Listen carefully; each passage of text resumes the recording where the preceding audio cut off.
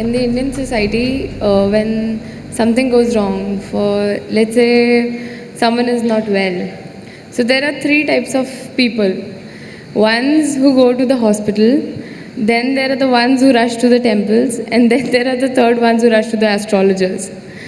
So we are actually taught from the beginning that inanimate objects and things around us have the power to control our lives. For example,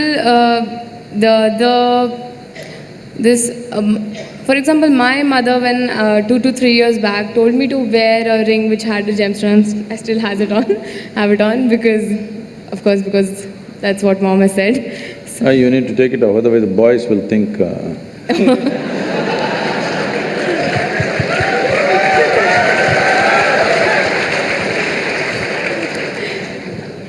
But good luck, you keep it in the pocket. If it's on your finger, they will think you're… See, human life is made in such a way, particularly human life. For all the animals, nature has fixed clear-cut path, what they can do, what they cannot do. Their lives happen between two lines. They cannot go below that, they cannot go above that. Within that they live. That's why they look so sure and certain, and they're peaceful. Once their stomach is full, they're all peaceful. Do you see this? Hello? Are you on talking terms with me or no? Do you see all the animals, once their stomach is full, they are peaceful. But human beings are thinking, or they're being taught that peace is the ultimate goal of life. A buffalo, full stomach, he sits peacefully.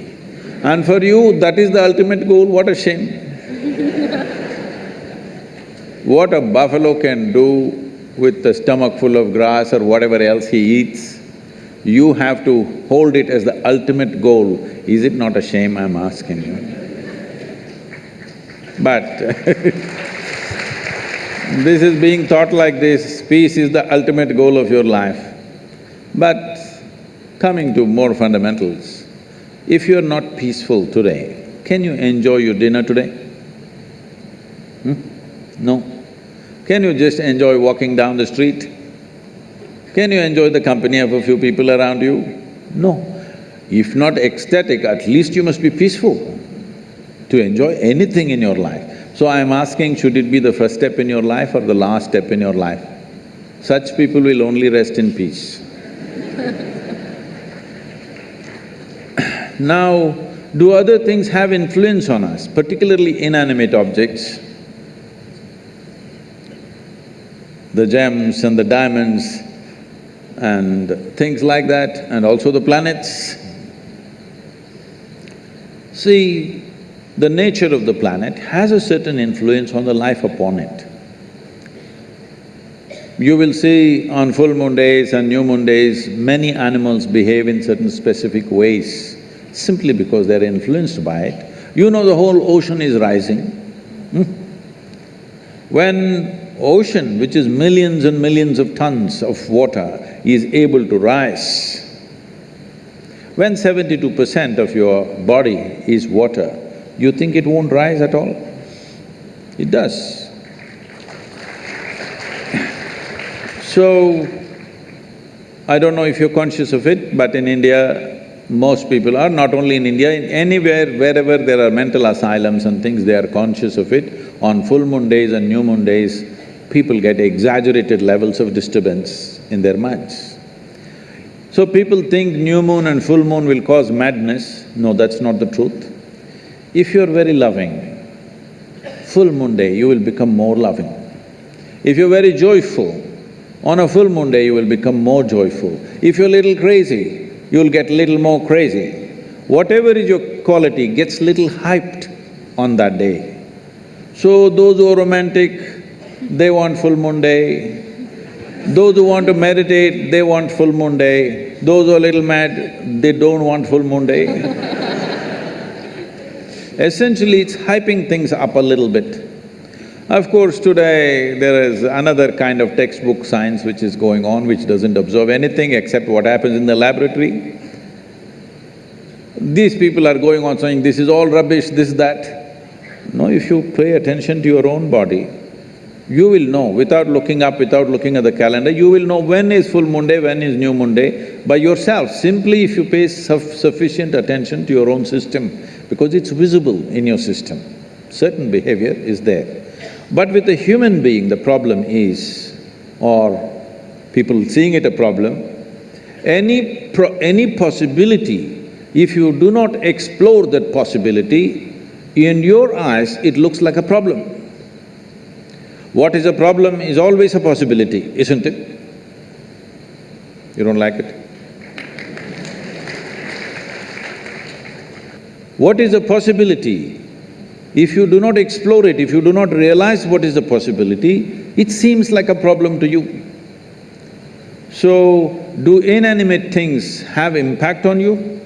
Yes, if you allow it, because this is the human predicament that who you are is not determined by nature, it is left open for you. Left open for you means you are the only creature on this planet who's been given the freedom to shape your own life. Is it a small thing? This is a product of millions of years of evolution that today, after all these creatures from a single-celled animal, after these millions of forms, here we are sitting, this is the only creature which can shape its own life the way it wants. Every other creature has to live by the laws of nature. We can shape our own lives. It is this freedom that human beings are suffering. If you're suffering your bondage, it's all right. If you're suffering your freedom, you're a disaster, isn't it?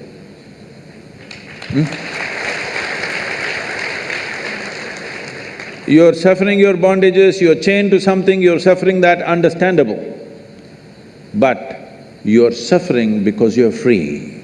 Most human beings are suffering because they're free. They're always trying to bind themselves to something or somebody all the time because freedom scares them. Because freedom is a pathless path. Freedom is an open terrain, there's no fixed line. Because there is no fixed pathway, most people feel terrified.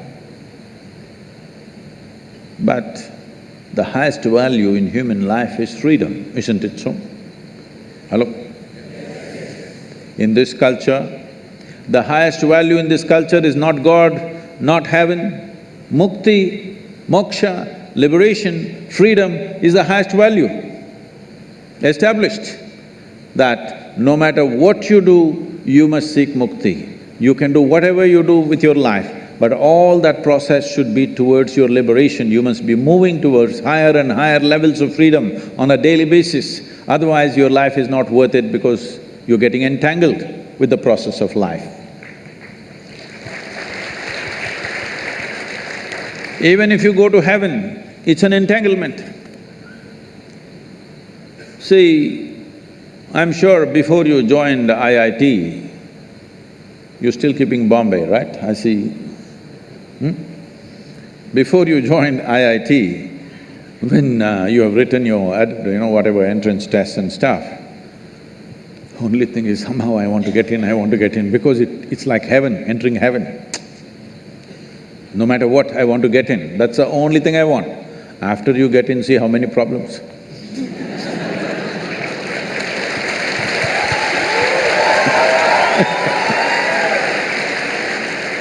I'm asking you a simple question.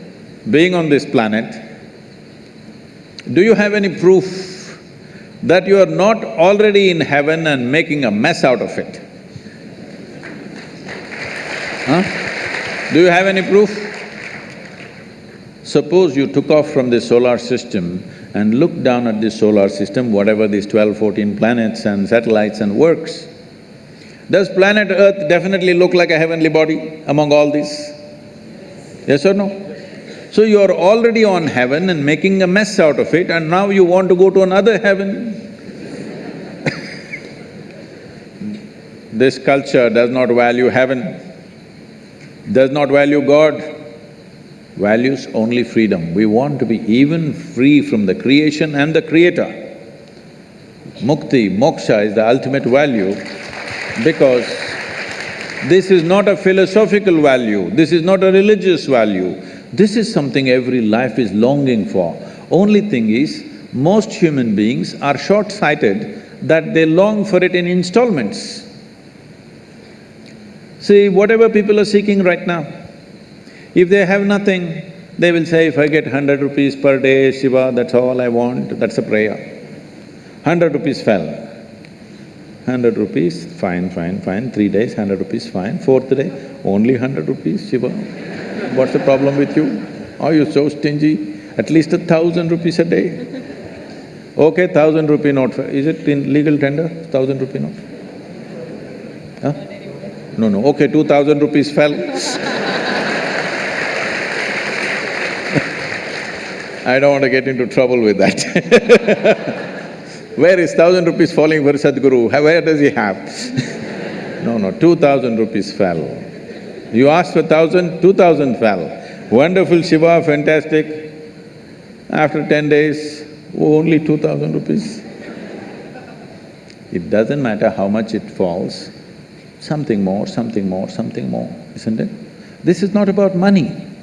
People think it's about money. People think it's about wealth, power, pleasure, love, knowledge. No, these are all different currencies. Essentially, you're looking for expansion because you feel suffocated. If we keep you in the same place for too long, you feel suffocated, you want expansion. You want to be something more all the time. Yes or no?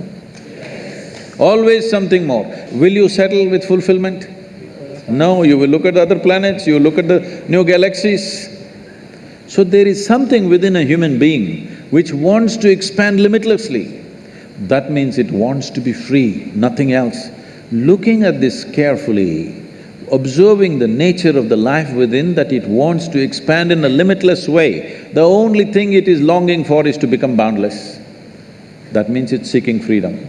That is why in this culture we established the highest value is mukti or moksha, which means liberation or freedom, not heaven, because heaven is just another place, maybe little better accommodations, but same trouble after some time, isn't it?